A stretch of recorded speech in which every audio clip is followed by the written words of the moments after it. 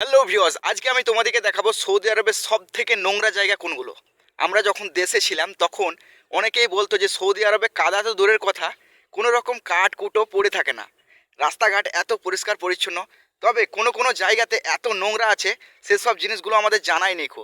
তাই আজকে আমি রওনাতে বেরিয়ে পড়েছি যে সৌদি আরবের কোন এলাকাটা সব থেকে নোংরা। চলো দেখাই।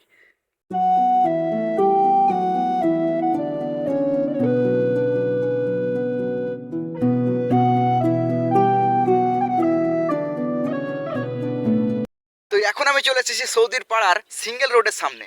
যে এটাই হচ্ছে সৌদি আরবের পাড়া গ্রামের রাস্তা। তো দেখো ফেটে ফেটে গেছে, অনেক গাড়ির চাপ আছে আর অনেকটা লম্বা রাস্তা। এখানকার রাস্তাগুলো সোজা সোজা হয়, দেখো পুরোটাই সোজা, একটুকু বাঁকা নাইকো। এদিকে তাকিয়ে দেখলে পরে এদিকেও সোজা। রাস্তায় গাড়ি যাচ্ছে দুই একটা করে, আর রাস্তার ধারেই লাগা আছে কুল গাছ। আর এটা হচ্ছে পাড়া গ্রামের যে মাটির রাস্তা, সেই মাটির রাস্তাটাও দেখো সোজা রাস্তা, একদম পাহাড় দিকে উঠে গেছে। এখন আমি রোডে চলে এসেছি, তবে রোডে থাকা বেশিক্ষণ ঠিক নয় গো, কেননা এখানে যে হিসাবে গাড়ি চলাচল হয়, মানে মানুষের কোনো গুরুত্বই থাকে না। যারা কাজ করতে আসে তাদের কোনো গুরুত্বই থাকে না। কেননা এই কথাটা বলছি, আমাদের দেশে ট্রাক্টর যখন চালায় তখন দেখবে যে ছোট গাড়িগুলোকে কোনো মানুষ মনে করে না, বিশেষ করে রাত্রেবেলাতে। তো সৌদিরা এরকমই, যদি একটু উল্টো পাল্টা ভাবে যদি যাওয়া হয় রাস্তাতে, তাহলে অ্যাক্সিডেন্ট করে দেবে, ওদের কোনো ব্যাপার নেই। আর ওরা যদি অ্যাক্সিডেন্ট করে না, তাহলে আমাদের মতন মানুষরা কিছুই করতে পারবে না। এই যে গাড়ি যাওয়া আসা করছে দেখো, আর খুব সাবধানের সাথে আমাদেরকেও যাওয়া আসা করতে হয়। এই রাস্তাঘাটে প্রচুর স্পিডে গাড়ি চলে, 100 থেকে 150-র ওপরে সবসময়তেই গাড়ি যাওয়া আসা হয়। 150-র ওপরে বলছি, 100-র ওপরে সবসময়তেই গাড়ি যাওয়া আসা হয়। এই যে সৌদি আরবে জুবালা ফেলার জায়গা হচ্ছে এটাই। তো এই এলাকার মানুষগুলো এখানে ফেলবে, এটা জুবালা বলে আরবিতে। আমাদের দেশে নোংরা ফেলার জায়গা বলে, ডাস্টবিন বলে। তো এই জায়গাতে দেখো শুধুমাত্র প্যাকেটগুলোকে ফেলেছে। আর সামনে যে গাছ আছে, এই গাছের পাশে পাশে কত নোংরা পড়ে আছে সেটা ধারণাও করতে পারা যাবে না। কাছে বোতল আর কাঠ কুটো যেগুলো, এগুলো তো নিয়ে যায় না কো, তবুও যে বোতলগুলো নিয়ে যায়, কিন্তু বোতলগুলো দেখো রাস্তার ধারে ধারেই পড়ে আছে কত। তা আসলে আমরা এসব জিনিসগুলো না জানলে পরে মনে মনে ধারণা থাকে যে সৌদি আরব সত্যিই পরিষ্কার পরিচ্ছন্ন এত যে কুড়িয়ে ভাত খাওয়া হয়। কিন্তু হ্যাঁ, সিটিতে কুড়িয়ে ভাত খাওয়া হবে, সবসময়তেই লোক কাজ করে। কিন্তু পাড়া গ্রামের রাস্তাগুলো, যে ফুটপাতের রাস্তা যেগুলো আছে, সেগুলোতে দেখো কত নোংরা পড়ে আছে, শুধু বোতল আর বোতল, বোতল আর বোতল, চারিদিকেই বোতল। সৌদি আরবে সিঙ্গেল রাস্তা শুনেই কেমন যেন অবাক লাগছে, কিন্তু হ্যাঁ, এই এলাকাটাতে জনসংখ্যা একবারে নেই বললেই চলে, সেই জন্যই সিঙ্গেল রাস্তা। তবুও সরকারি রাস্তা হিসাবে অনেকটাই, কেননা এই যে যতটা পাথর পড়ে আছে দেখছো, সামনে সামনে ওই যে গেটটা দেখতে পাওয়া যাচ্ছে, ওই গেটের পরে পরে থেকেই সরকারি রাস্তা। আর শুধুমাত্র জনসংখ্যা কম বলেই সিঙ্গেল রাস্তাটা করা আছে, জনসংখ্যা বেড়ে গেলে এগুলো সবই ডবল ডবল রাস্তা হয়ে যাবে। এই যে রোডের পরে পরেই একটা রাস্তা চলে গেছে, তবে এই রাস্তা দিকে গেলে পরে একদম সৌদির পাড়া দিকে ঢুকে যাব। তো এই পাড়া দিকে ঢুকে দেখব যে আসলে এই পাড়া দিকের অবস্থাটা কেমন। তো চলো আমি নিজেও দেখি আর তোমাদিকেও দেখাই। রাস্তা দিকে যতই যাচ্ছি না কেন, আমাদের দেশের কথা মনে পড়ছে। আমাদের দেশে যেমন কাদামাটিতে রাস্তাঘাটের চাকার দাগ থাকে, সেরকমই একদম কাদামাটিতে চাকার দাগ পড়ে গেছে, উঁচু নামও হয়ে আছে। মনে হচ্ছে না যে সৌদির রাস্তাঘাট এগুলো, একদম কাদামাটি আর কাদামাটি, ঢিপ ডাঙা হয়ে গেছে। আর সৌদি আরব বলেই দেখো রাস্তার বেড়েই একটা ছোট্ট খেজুর গাছ। এদিকে অনেকই গাছ আছে, যে গাছগুলো আগাছা বলেই চললে, যেমন আকন্দা গাছ, বাবলা গাছ। এদিকে অনেক বড় বড় বাবলা গাছ আছে, শুধু আকন্দা গাছ, বাবলা গাছ। এখানকার গাছের, বাবলা গাছের যে ছিমি থাকে সেটাও আলাদা, অনেকটাই ছোট, অনেকটাই ছোট। আর শুধু গোড়াটা দেখলে পরে মনে হয় না যে এতটা ঝাঁকুর হয়ে রাস্তা দিকে চলে এসেছে। ওই সামনে দিকে গোড়া, আর চলে এসেছে এই রাস্তার সামনে দিকে একদম গাছের ঝাঁকুরটা। তবে আস্তে আস্তে এমন এক জায়গা চলে এলাম যে পাহাড় কেটে সৌদি বাড়ি করেছে। এই যে সৌদির বাড়ি হচ্ছে এটা, ওই সামনে দিকে গেট আছে। তো পাহাড়টা দেখাচ্ছি তোমাদিকে যে কতটা কেটেছে আর কতটা কাটার পরে বাড়িটা তৈরি করেছে। তো অনেকটাই উঁচু পাহাড়। আমি একদম পাহাড় কাটার নামুতে দাঁড়িয়ে আছি, এই যে নামুতে। আর এদিকে আসতেই কেমন যেন একটা অন্যরকম লাগছে, যেন মনে হচ্ছে যে কোন গলিতে ঢুকে গেলাম। সৌদি আরবের গলি তো দেখতে পাওয়া যায় না।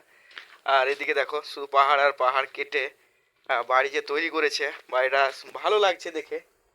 এই যে বাড়িটা, তবুও এসি টেসি সব কিছুই লাগা আছে। কিন্তু এরকম করে অনেক টাকা খরচা করে দেয় এরা। পাহাড় মাহাড় কেটে বাড়ি করতে এরা খুবই বিখ্যাত এরা এই দিক থেকে। আর এদিকেও অনেক নোংরা পড়ে আছে, পাহাড় যেহেতু এই সাইডে কেউ আসে না, তো এদিকে আমি এলাম তোমাদেরকে দেখানোর জন্য। আর আমার নিজেরও দেখা হচ্ছে এদিকে যে কত নোংরা পড়ে আছে, একদম বালতি থেকে আরম্ভ করে প্যাকেট, এমনকি বালিশও শুধু পড়ে আছে এখানে। এই যে বালিশ, হ্যাঁ, তো এখানে অনেক কিছুই পড়ে থাকে।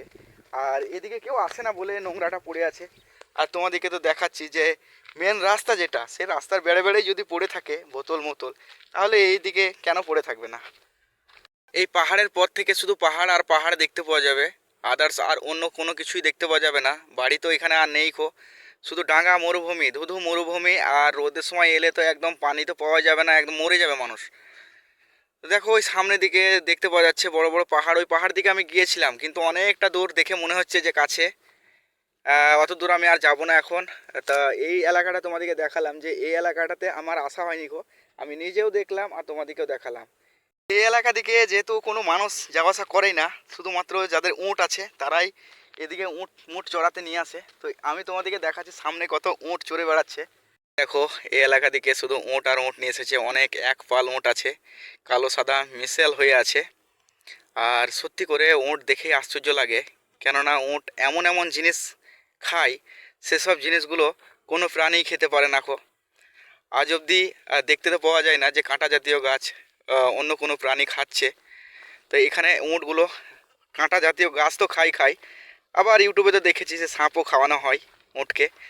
আর উটের যে কুঁচটা থাকে সেই কুঁচটা তো আশ্চর্যজনক ব্যাপার, আল্লাহ যে জিনিস সৃষ্টি করেছে কোনো না কোনো কারণের লেগে সৃষ্টি করেছে। আর দেখো এই উটগুলোকে চড়াতে নিয়ে এসেছে, উটগুলোকে চড়াচ্ছে, ভালো লাগছে বেশ। আর কাঁটা জাতীয় যে গাছগুলো আছে সেই গাছগুলোই শুধুমাত্র খায়। এই এলাকা থেকে সব কিছুই যেন ফেলে দিয়েছে, যেমন সোফাটা ফেলে দিয়েছে। অনেক কটাই সোফা আছে, 3-4টে সোফা এখানে পড়ে আছে, যেমন এখানে একটা। তো গদিগুলো নেই খো, সোফাগুলো শুধু ফেলে ফেলে চলে গেছে। তো সোফাগুলো দেখতে খুবই সুন্দর লাগছে, হ্যাঁ, সব উল্টে আল্টে পড়ে আছে এদিক ওদিক করে। তো এই এলাকাটা দেখো একদম ফাঁকা, তো ফাঁকা, শুধুমাত্র উঁট চড়াতেই আসে আর কোনো মানুষ আসে না। তোমাদেরকে দেখানোর জন্য আমি এলাম, আমারও দেখা হচ্ছে আর তোমাদেরও দেখা হচ্ছে। তো এই যে পাঁচিরে বেড়ে বেড়ে শুধু ঘাস আর ঘাস, চারিদিকেই ঘাস আর কত বোতল, তাছাড়াও কাঠকুটো সব কিছুই এদিকে পড়ে আছে। শুধুমাত্র ধান চাষ গম চাষ হয় না বলেই ওই সব মানে কুটোগুলো পড়ে থাকে না। যদি ধান চাষ গম চাষ হতো তাহলে ওই কুটোগুলোও পড়ে থাকতো। এমনকি কোন জিনিসটা পড়ে পড়ে থাকতে বাকি আছে, সমস্ত জিনিস মানে নোংরাতে ভর্তি হয়েছে এই এলাকাটাতে। দেখো কত নোংরা নোংরা। তো আমরা এসব এলাকা দিকে যখনই আসি তখনই বুঝতে পারি যে সৌদি আরব, আমরা দেশে থেকে যেটা ভেবেছিলাম যে আসলেই দেশে সব মানুষই বলতো যে অনেক পরিষ্কার পরিচ্ছন্ন, কোনো রকম নোংরা নেই একদম ভাত কুড়িয়ে খাওয়া হবে। হ্যাঁ, ভাত কুড়িয়ে খাওয়া হবে, শুধুমাত্র সিটি দিকেই ভাত কুড়িয়ে খাওয়া হবে। হ্যাঁ, তো সিটি দিকে লোক সবসময় বলদিয়ারা কাজ করে, ওই এলাকা দিকে একদম পরিষ্কার পরিচ্ছন্ন রাখে, এমনকি একটা ধুলোও পড়ে থাকে না। তা বলে কি সৌদি আরবের সমস্ত জায়গা এরকমই একই রকম যে পরিষ্কার পরিচ্ছন্ন? না, কখনোই না। দেখো এই যে পাড়া গ্রামের এলাকাগুলো সত্যি করে কঠিন নোংরা, নোংরাতে ভর্তি হয়ে আছে একদম। এই যে সামনেই পড়ে আছে কি একটা ডাস্টবিন, তো এই ডাস্টবিনে কি আছে, শুধুমাত্র পলিথিনগুলোই পড়ে আছে। আর বাদ বাকি এই যে গাছ পড়ে আছে, এই সামনের দিকে দেখো কত কাঠকুটো। আর এই কাঠকুটোগুলো যদি পুড়িয়ে দেয় তাহলে কিন্তু নোংরাটা অনেকটাই চলে যাবে, কিন্তু কাঠকুটোগুলো এখনও পোড়ায়নি অনেক কাঠকুটো পড়ে আছে। সামনের দিকে উঁচু পাহাড়, উঁচু উঁচু পাহাড় দিকে জানি না কি আছে, ওদিকে আর যাবো না তো এই এলাকাটায় তোমাদেরকে দেখাচ্ছি ঘুরে ঘুরে। আচ্ছা বন্ধুরা, এটা তো ডাস্টবিন, এখানে তো সব কিছুই ময়লা ফেলা যাবে, কিন্তু এটা দেখো আমাদের ইন্ডিয়ার মানুষ আছে, সেই জন্যেই এই যে ডাস্টবিনে কতটুকু ময়লা আছে। আর এই দেখো বাইরে কতগুলো ময়লা, দেখো শুধু বোতল আর বোতল, চারিদিকেই দেখো বোতল পড়ে আছে। তো কারা নোংরা করছে ভাই, কারা নোংরা করছে? সৌদিরা নোংরা করছে না আমাদের মতো মানুষরা নোংরা করছে? আমাদের মতো মানুষরাই নোংরা করছে। আমাদের অভ্যাসে দাঁড়িয়ে গেছে যে যতই ডাস্টবিন থাকুক না কেন, সে ডাস্টবিনের পাশেই ময়লাটাকে ফেলতে হয়। তো ডাস্টবিনের পাশে, যেমন ডাস্টবিনে আছে তো বটেই ময়লা, কিন্তু ডাস্টবিনের পাশেই অনেক ময়লা পড়ে আছে। দেখো শুধু বোতল আর বোতল চারিদিকেই, এই যে এমনকি কাঁচ ভাঙাও শুধু পড়ে আছে। তো এরকম করে যদি ময়লাগুলো ফেলে রেখে দেয়, আর যদি সৌদিরা দেখে যে এরকম করে ময়লা ফেলা আছে, তাহলে কিন্তু সত্যি করে সৌদিরা খুবই চেঁচায়। কেননা এরা যদি রাস্তাতে একটা কাঠও পড়ে থাকে তাও তবুও গাড়িটা থামিয়ে কাঠটাকে কুড়িয়ে নিয়ে এই যে ডাস্টবিনে ফেলে আসবে। তো এরকম সৌদিদের মানে নীতি গতি এমনই, মানে ওদিকে দেখেই মনে হয় যেন অবাক। আমি তো একদিন আমার কপিলের সাথে যাচ্ছিলাম, তো আমার কপিলের সাথে যেতে যেতে দেখছি একটা কাঠ পড়ে গেছে। তো রাস্তাতে সেই কাঠটাকে তুলে নিয়ে আবার দেখছি ডাস্টবিনে ফেলে এলো আমার কপিল।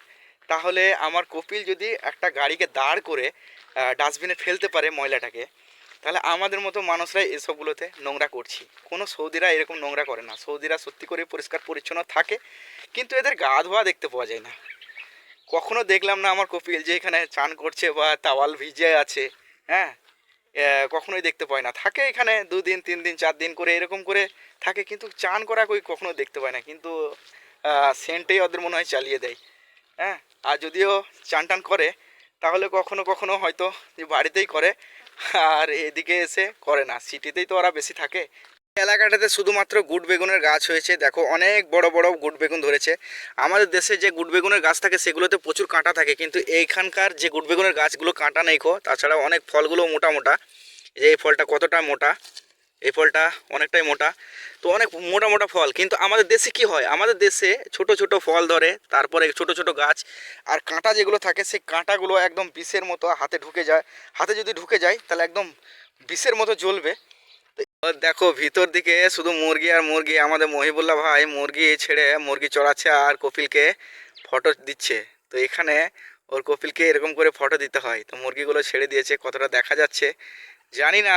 তবে দেখো এই যে সামনে যে বাড়িগুলো করা আছে সেই বাড়িগুলো মুরগির জন্যেই এক একটা ছোট্ট ছোট্ট করে ফার্ম তৈরি করছে, যাতে মুরগিগুলো একসাথে চলাফেরা করতে পারে আর আলাদা আলাদা ভাগ হয়ে থাকতে পারে। যখন ছেড়ে দিবে তখন সবাই একসাথে হয়ে যাবে, আর যখন খাবার টাবার দিবে তখন আলাদা আলাদা ভাগ হয়ে থাকবে। সেই জন্যই পার্টিশন পার্টিশন করে এই রুমগুলোকে তৈরি করছে। সামনের দিকেই একটা রুম তৈরি করেছে।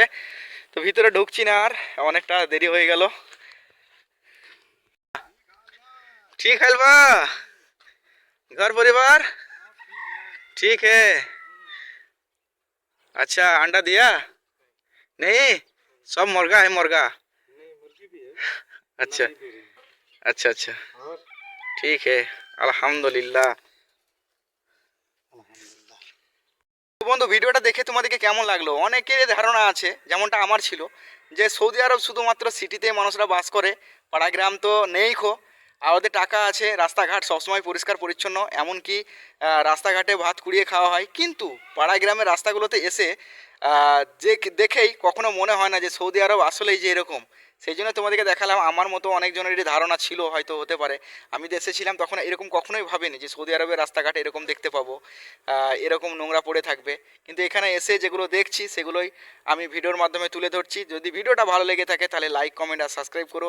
যদি নতুন নতুন কেউ ভিডিও দেখছো আমার চ্যানেলটা সাবস্ক্রাইব করে রেখে সৌদি আরবের ব্লগ ভিডিও দেখার জন্য সাথে থেকো। সকলে সুস্থ থাকো, ভালো থাকো, দেখা হবে আবার পরের এক ভিডিওতে।